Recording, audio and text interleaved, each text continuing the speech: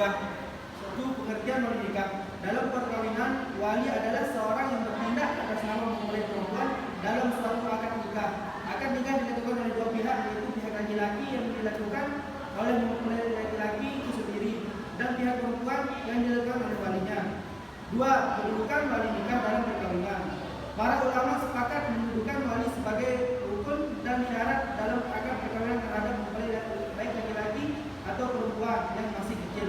Hal ini dikarenakan mempelai yang masih kecil tidak dapat melakukan akad dengan sendirinya karena akad tersebut dilakukan oleh walinya.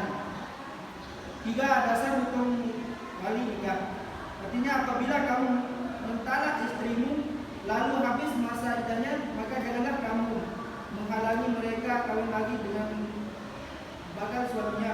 Apabila telah terdapat kerelaan di antara mereka dengan cara yang ma'ruf, itulah yang dinasihatkan kepada orang-orang yang beriman di antara kamu kepada Allah dan hari akhir. 4, syarat-syarat wali nikah. 1, beragama Islam. Tidak sah orang yang tidak beragama Islam menjadi wali untuk orang Islam. 2, telah dewasa dan berakal sehat dalam arti anak kecil dan orang gila tidak berhak menjadi wali. 3, laki-laki tidak boleh perempuan menjadi wali.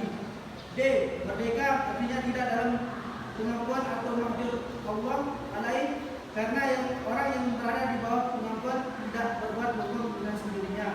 5, urutan hak kewalian dalam perkawinan. 1, ayah. 2, kakek. 3, saudara laki-laki kandung.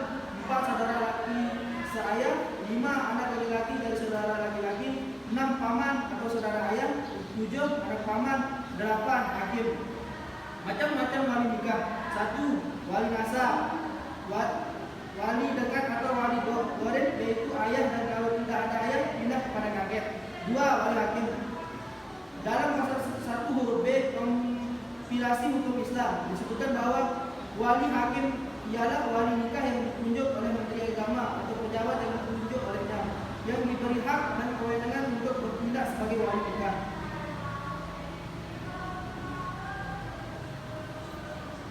Baik, di sini kami akan membuka sesi tanya jawab. Dipersilakan kepada teman-teman untuk bertanya kepada kami bertiga.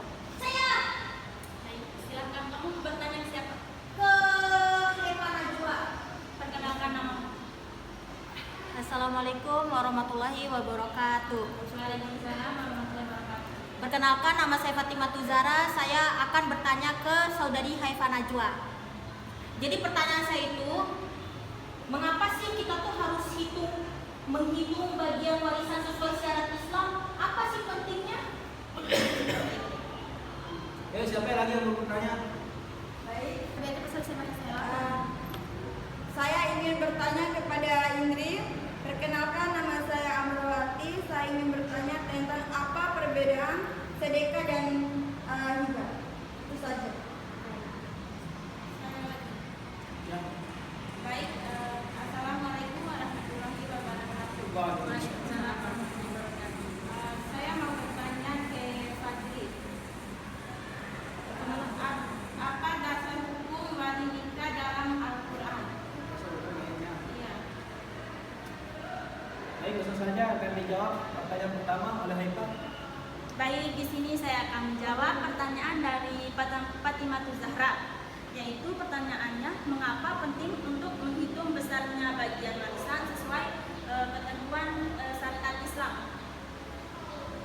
Menghitung besarnya bagian warisan sesuai ketentuan syariat Islam itu penting supaya adil dan mendapat bagian sama rata, supaya tidak ada pertengkaran di keluarga. Makanya itu dihitung secara syariat Islam. Begitu. Apakah bisa diterima? Iya, bisa dimengerti. Baik, di sini saya langsung menjawab pertanyaan dari Ambar, yang dimana pertanyaannya itu adalah apa perbedaan sedekah, hibah, dan hibah. Baik, di sini saya langsung menjawab. Sedekah merupakan pemberian sesuatu yang didasarkan atas kepedulian terhadap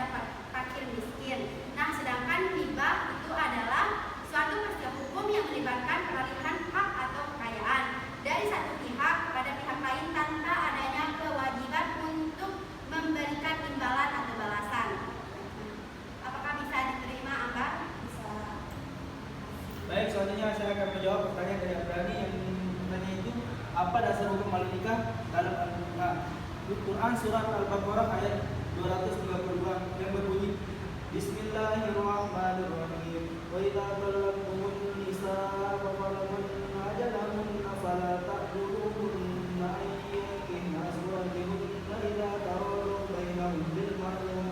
Dzalika yu'azu bihi man kana minkum yu'minu billahi wal yawmil akhir.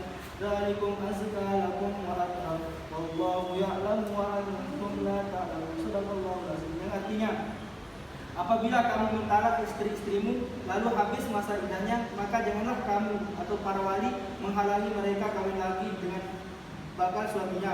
Apabila telah terdapat kerelaan di antara mereka dengan cara yang ma'ruf, itulah yang dinasihatkan kepada orang-orang yang beriman di antaramu kepada Allah dan hari akhir. Itu lebih baik bagimu dan lebih suci. Allah Maha mengetahui, sedang kamu tidak mengetahui. Quran surah Al-Baqarah ayat 232. Apakah bisa dimengerti? Terima kasih. Sekian presentasi dari kami. Mohon maaf apabila ada kesalahan. Wassalamualaikum warahmatullahi wabarakatuh.